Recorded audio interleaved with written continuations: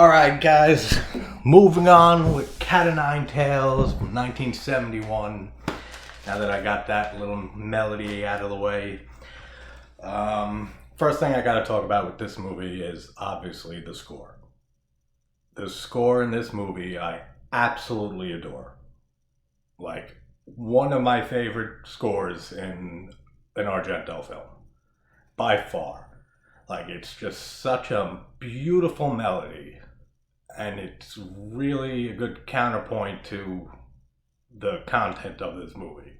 With all the insanity and the killing, and just works so well. And Ennio Morricone is just a fucking genius. And he returned for this after doing The Bird with Crystal Plumage. And I just adore the score in this movie. So we have our main character, Carlo, who's a journalist, and I love the opening shot of, I'll just call him Cookie, since that's what Laurie calls him, of Cookie and Laurie walking down the sidewalk. Like, I don't know why I love that shot so much, but I don't know, it's just a really cool shot to me. Like, just them walking down the sidewalk, and then noticing the guy in the car talking, and just their dialogue. Just Laurie's an adorable kid, and I love Cookie in this movie. Like, he's my favorite character in this movie by far. He does a great job with his performance in this movie, for sure. I like how they changed it up in this movie from Bird with Crystal Plumage, that was in English, and this one is all in Italian with subtitles, which some people don't like reading subtitles, but I always prefer watching a movie in its native language. So subtitles don't bother me really at all. It was kind of hard, like taking notes, like, and then like not being able to read like a line or two, but what are you gonna do? These are the sacrifices I make. We get the whole view of the killer and everything is all from his perspective and POV shots, which is awesome. Like another nice little change up from the last movie. And this was pretty early for POV shots. I mean, we have Peeping Tom from 1960, and there was a few other ones, but it didn't get like really prominent until like the slasher craze of the late 70s and 80s. So really cool to see all POV shots from the killer's point of view throughout the whole movie. And like the really cool shots of just randomly just of his eyeball, awesome stuff. Like really good. And we have the Terzi Institute, which is some medical institution that's working on like top secret research and studying like the XYY chromosome, and that it's a very rare to have somebody with that extra Y chromosome. And I looked it up. It's a real thing. But back in like the 60s and 70s, they kind of debunked the whole thing of it leading to criminal behavior and murder and stuff like that. But still an awesome premise for this movie. Like, very interesting premise for this movie. Let's see here. The whole stealing nothing from the Institute at the beginning, when they start saying that like nothing was taken, like not a beaker, a Bunsen burner, like nothing, is very clever. I think it's a very good way of kicking up the intrigue and the mystery surrounding the killer's motive and everything. Like, we don't know anything about the chromosome thing at the beginning of the movie or the other experimental drug they're working on. So just the fact of this guy breaking into this research facility and stealing nothing really ups the mystery for me. Of like, why did this person break in and take nothing at all? And it really starts making you questioning things and have your mind start trying to put all the pieces together and try to figure out what could be the reason of this person breaking into this research center, this institute, and not taking anything. And the reason for the killer doing it, which I'll get to, is another great idea. I like this movie a lot more than The Bird with the Crystal Plumage. I almost said pubic. Yeah, the bird with the crystal pubics. That should have been the name of the film. But I really, really, this is my favorite out of the Animal trilogy of his first 3 films, like for sure. I really love this movie, and I forget how long this movie is. Like this is like almost 2 hours. So like I'm behind schedule here with the. I was trying to get all 3 of the Animal trilogy films out tonight, but it's already like 3 in the morning, and I gotta be up at 8. So if anything, I might watch Four Flies on Grey Velvet and just take some notes. And then after I sleep and wake up and stuff, then I'll record the video and up it. Then move on to Deep Red and Suspiria and hopefully Inferno too by the end of tomorrow night. And then we have the guy who knows what was stolen and who stole it, pushed in front of the train. That whole scene, fucking great. So good. Like, I love that scene. Just the way that he shoots that scene with the guy pushing him on the tracks right when the train's coming, and you see his face get hit by the front of the train, and then his body is just like tumbling like under the train and caught in like it looks fucking brutal, man. Like it looks so good. Like awesome stuff. And then we have that woman getting off the train, and like people are like taking pictures of her and stuff. We get a fucking hysterical line from the guy who says like, "Smile, bitch, your train just crushed somebody." In like the most nonchalant way ever. Like it's just like doesn't matter at all to him. Like no one's like rushing to like help this person. There's a few like that. You would think like everybody there would group around and stuff, and this guy's just like nonchalantly like, "Smile, bitch." Like your train just crushed somebody. Like, what a cold line, man. That's fucking hysterical. I love how Cookie says that he loves solving puzzles and that he makes crossword puzzles for a living, and it's a clever way of involving him in the investigation and having him join Carlo in trying to solve these murders. Like another real clever idea. Awesome stuff. And then the photographer strangled with the wire, the cable, or whatever it is. You can't really tell. And I mentioned this in one of my Fulci videos for, I don't remember which one, The City of the Living Dead or The Beyond, one of those. That just, Italian directors, not all of them, but a lot of them, especially like Argento and Fulci and Bava and Lenzi, the way that Italians shoot the kill scenes in their movies is so much more tense than like slasher films, American slasher films and stuff. Like I mentioned that in that video for Fulci, that just the way that he films, like with the drill scene in City of the Living Dead. It's like if that was a Friday the 13th movie or a Halloween movie and stuff, you would just get a quick kill. Like I mentioned an example in that video of like Friday Part 4 with Crispin Glover's character, when he just gets the corkscrew through his hand and then the cleaver right to the face, and it lasts for like 2 seconds and then it cuts right out. But Italian directors, man, they know how to really add tension to a kill scene by just making it a lot more drawn out, and just like getting different, like so many different shots, and like the shot of like the victim, and then the shot of the killer, and then like in City of the Living Dead, showing the drill getting closer, and then back to the guy's reaction, and then back to the drill getting closer, and back to the reaction. Like it's so prolonged that you get to the point of just like, it's like you know it's coming, and you just at some point you're just like, fucking do it already. Like I want to see some gnarly shit. And like they're so good at directing kill scenes, especially Fulci and Argento and stuff. Like so good. Like that whole strangulation scene, it's just a strangulation. Like it's not like a over the top kill or anything, but just how long it lasts and the reaction from the guy as he's dying and suffocating to death and being choked to death. Awesome stuff. Just all the ways that that Italian directors film their kill scenes is I love it so much. Like such great tension in all of those type of scenes.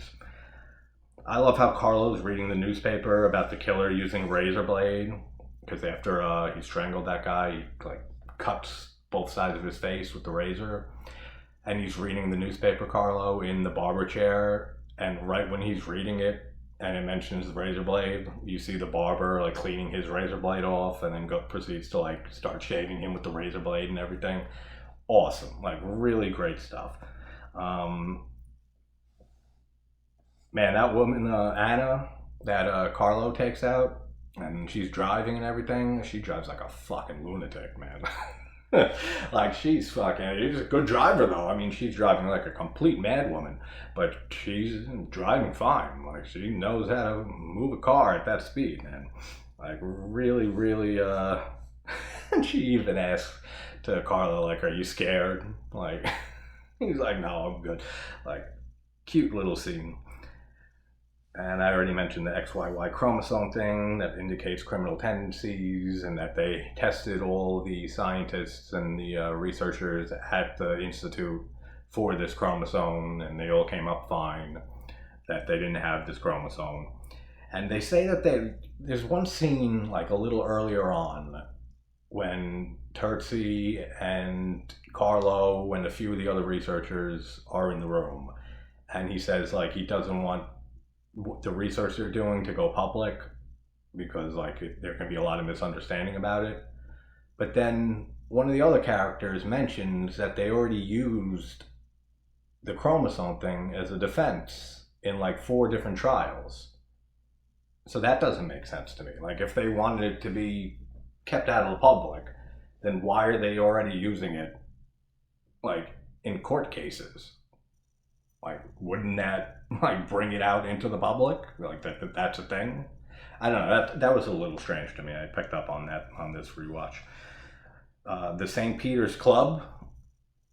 What a fucking gorgeous scene. Like with just the red walls everywhere, and like this movie starts progressing towards his famous use of color in his later movies. Like just, and the same thing like I said in Bird with the Crystal Plumage, like with the patterned wallpaper. It is everywhere in this movie.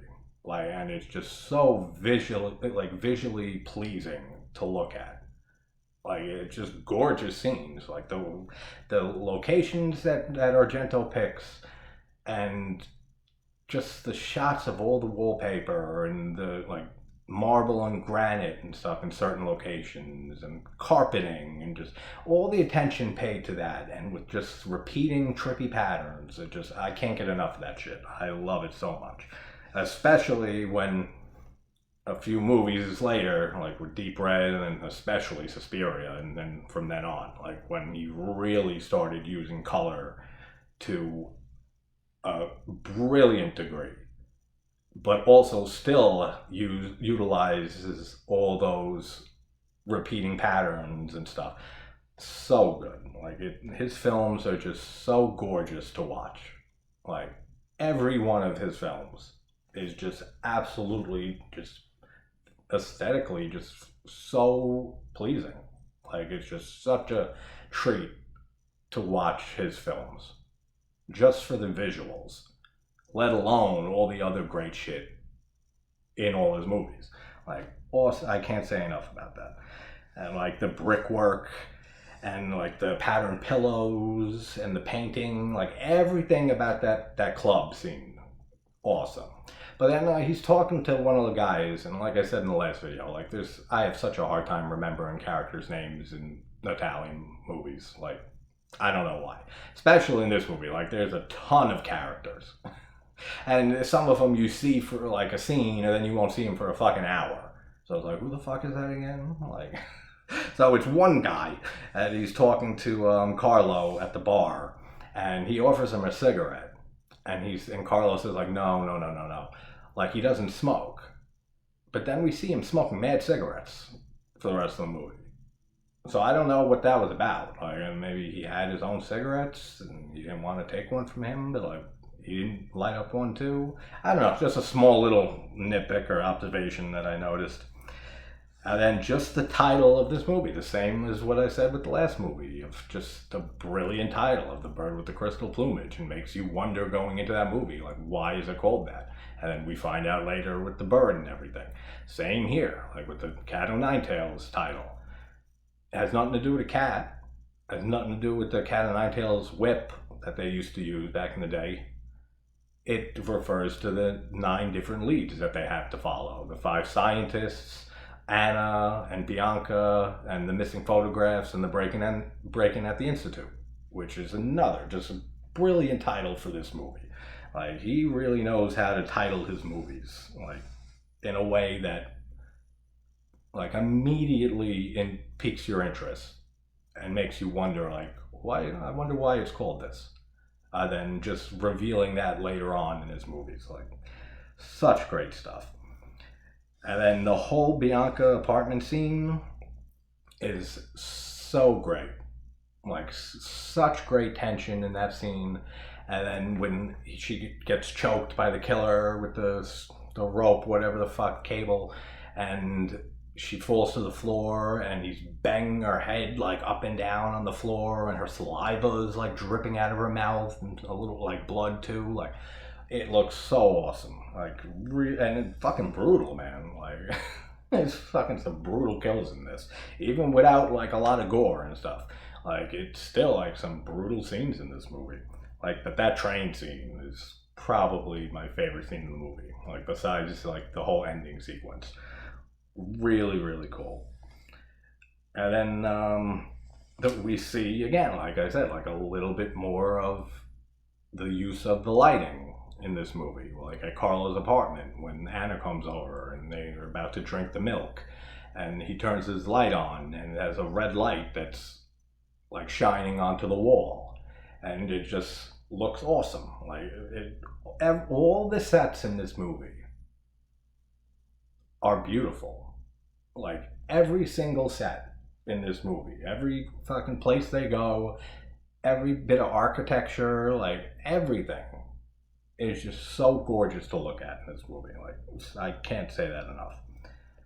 Then they end up fucking, and Anna's got great tits. Fucking always good to see those. And we find out that the milk is poisoned, and it's another little tense moment right there with him getting the phone call and saying that the killer tried to get the guy he's on the phone with. Again, the guy, I don't know who the fuck it was. And he's probably going to try to get you, Carlo, like, so watch out. And then he looks at the milk and he just puts it together right there, and just her holding the milk up to her lips, about to take a sip, and him slapping it out of her hands. Like, awesome. Really good stuff. The whole insult contest with, like, the expert locksmith guy and whoever else he's doing it with, that's so funny. Like, just hearing this guy rattling off all these fucking insults and stuff, and you're like, for the first time seeing this movie, when you watch it for the first time, you're like, what the fuck is going on? Like, and then he ends up paying up, and Carlo says to him, like, oh, you got some new ones there. And he's like, I had a Tunisian cellmate in prison, and he taught me some ones I never heard of. Like, that's funny. The whole scene with Carlo and that locksmith guy is another really tense scene, like, with them getting locked in the room. And I love how he says, like, we're here, like, we should just, get to it. And he's like, yeah, but we're locked in. And he's like, you can't unlock a door? Like, that's fucking hilarious. You can't unlock a door. But he's like this expert locksmith guy. He's like, all right, let's, like, be quick with it. And then finding out that Anna was adopted by Terzi and is not the real daughter of him, and that Terzi's, like, in love with Anna, and it's some creepy shit. Like, in his journal, a diary, whatever you want to call it, of him saying, like, she's 18 now, and, like, whenever I'm close to her, like, I feel happy, or whatever he says. Like, some sick shit, man. Even though she's adopted, like, it's your fucking daughter. Like, that's, I don't know, that's just some fucked up shit. And then Braun is killed. Carlo finds him dead on the couch after beating the shit out of that other guy in the apartment. Like, I don't know why he didn't just say, like, he's over there, he's dead. Like, instead of, it would have saved him a nice little ass beating. Then the whole cemetery scene, like, so many of the scenes in this movie have such great atmosphere, such great tension, such a great feel to it, are so visually beautiful to look at. But that whole cemetery scene has such a great atmosphere. Like, the whole thing. Like, as soon as they step foot in that cemetery, and there's even a grave in there that they show quick that says Dario, which means Dario's. Like he put his own grave in there. Like, nice little Easter egg there. Then he mentions Carlo to Cookie that it could be a cat, and cats sleep in graveyards. You never heard that? I've never heard that. I've never seen that. I've never seen a cat sleep in a graveyard. Granted, I don't spend my free time like in graveyards often at all, so I can't really be like the expert on that. But I don't know about that. I've never heard that cats sleep in graveyards. Like, possibly, maybe. I just thought that was a funny line. And then just like the shot of Bianca's body when he's opening her coffin, and just an eerie shot of her face, like, and her eyes are still open, like, really, really cool. And then imagine being trapped in a mausoleum like that. That's gotta fucking suck, man. And he's like real cool with it. Like, he like freaks out for a few seconds, and then he just sits down, lights a cigarette, and he's like, shit. Like, that's it? I would be fucking freaking. Like, because at that point, you think that Cookie locked him in there and shut the door on him. And that's what he's thinking, too. Then just another moment just filled with tension when Cookie comes in and opens the door back up, and he comes in and he has the blood on his cane knife.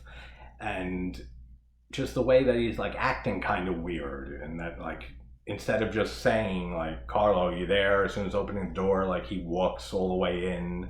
Then he's asking where he is, and Carlo sees the blood on the knife, and it's a nice little misdirection, like making you think that it could have been Carlo this whole time. And his glasses are off, so it makes you think like maybe he's not really blind this whole time, and maybe he has been the killer. And of course we find out he's not.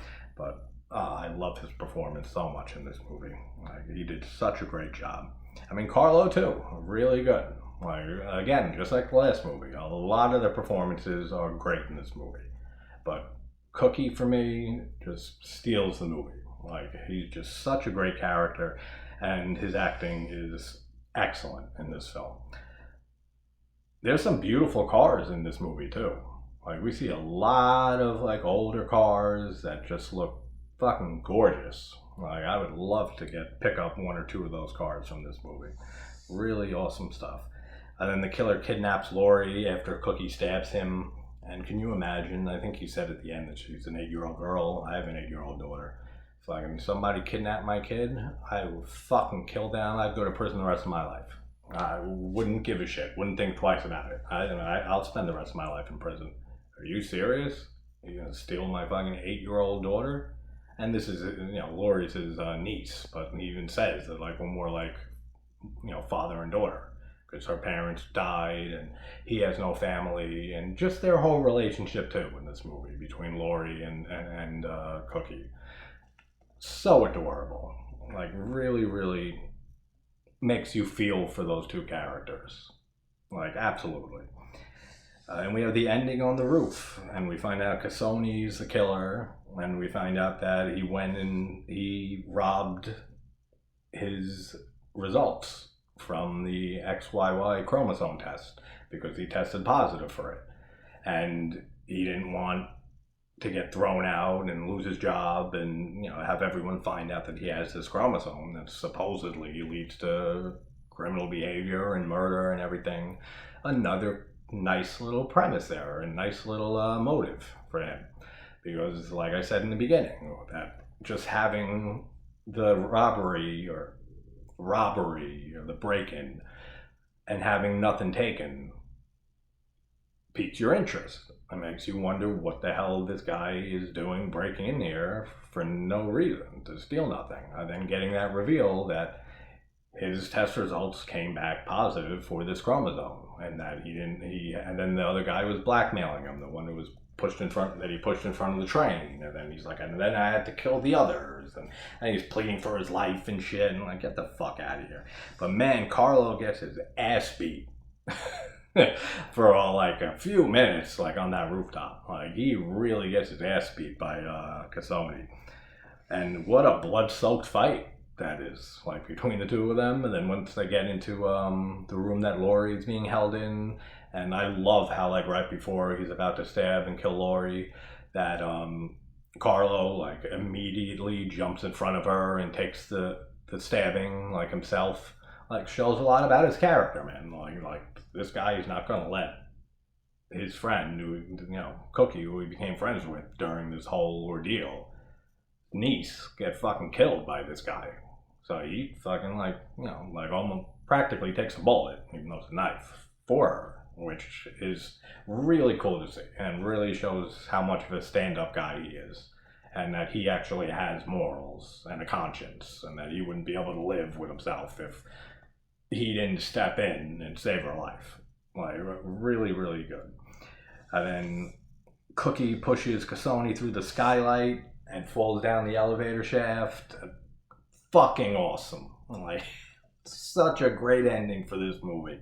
Just pushing him down the skylight, and it crashes through, and then he's just shot like from above down the whole elevator shaft, and Cassoni's grabbing onto the cables, and his hands are getting all cut up, and then he just fucking plops to the fucking bottom of the shaft and just dead. Then we hear Laurie call out. We know she's alive because yeah, that's right, because Cassoni was saying to Cookie that he killed her. Then man, Cookie's acting in that scene right there, fucking phenomenal. Just the way that he responds to that, of Cassoni saying that he killed Laurie, he killed his niece, and him just going on and saying, like, you killed my niece, an innocent child, like she's only 8 years old, and just the way he delivers those lines, man, like you feel for him right there. Like you could feel his pain, you can feel his emotion. Like such a great performance. I can't say it enough about Cookie, actor who played him. And then we find out Lily is safe, and then just end credits. Like, what a great ending. Like, the whole elevator shaft shit. Awesome. Like, so good. And you could see in this film, compared to The Bird with the Crystal Plumage, that starting to add a little bit more gore and a little bit more blood and stuff into this movie. And like I said, it's been a while since I've seen Four Flies on Grey Velvet, but if I recall correctly, it ups a little bit more in that. Then by Deep Red, we start getting some great gore and stuff from that film going onwards. But alright, that's Cat O' Nine Tails. What a great film. My favorite in the Animal trilogy. And like I said, it's like 3 a.m, so I'll have this uploaded within the hour. And I might not even sleep. Honestly, like I gotta be up in like 4 hours or so I probably won't even sleep. But like I said, if I do fall asleep at some point, I'll just probably end up just watching Four Flies on Grey Velvet and taking notes, so then just pass out for a few hours, and then I'll have the video for that up sometime in the morning. Then hopefully I can get the next 3 out of the way by the end of tomorrow night into late Monday morning or whatever, which would be probably my favorite, absolutely actually, my favorite 3 films in succession from Argento. Deep Red, Suspiria, and Inferno. Like those 3 films, one right after the other, fucking just brilliant after brilliant after brilliant. Like my favorite 3 films released one after the other by far in Argento's career. But that is the second film in this trilogy down, and hope you guys have a good night or good morning wherever you're from. And like I said, I'll hopefully have the next film up hopefully by definitely by the morning, but maybe even a little earlier. It depends if I sleep or not. But all right guys, take care and stay safe.